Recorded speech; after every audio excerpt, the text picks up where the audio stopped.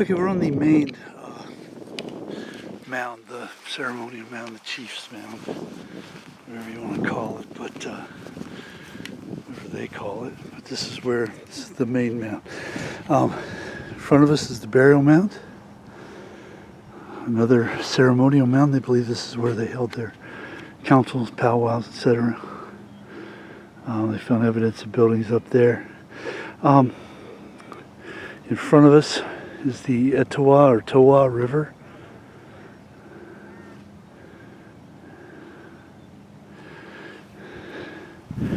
And we'll just do a quick circle view here. The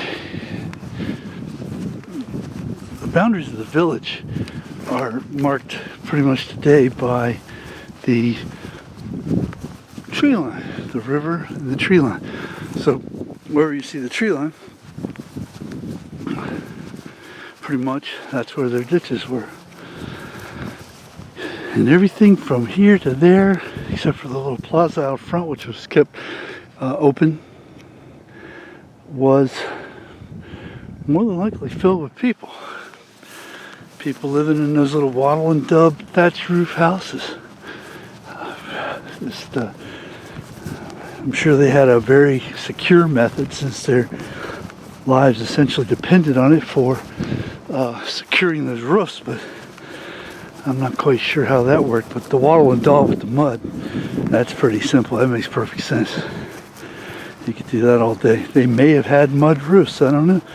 Maybe had a mud underlayer. That almost makes sense too. It would have got washed away in the rain if it was exposed, but you know, absent exposure, if the rain would have struck some sort of vegetable type of cover, trees, tree limbs, leaves, whatever. They didn't have palm fronds, obviously, so I mean, whatever they grasses, maybe whatever they used to slick the rain off of, if it didn't hit the clay, the clay would have stayed, and they could have very simply built very large and sturdy roofs, very similar to how man's been doing it from the beginning of time.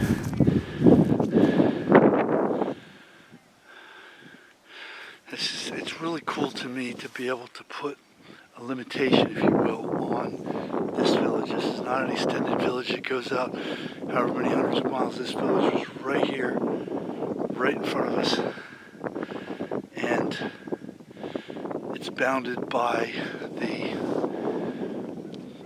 moat, if you will, the ditch, the defensive ditch, the borrow pit, whatever you want to call it. And they would have had to have a lot more dirt than just from that 10-foot ditch to build all this. This would have come from somewhere else too. Who knows where.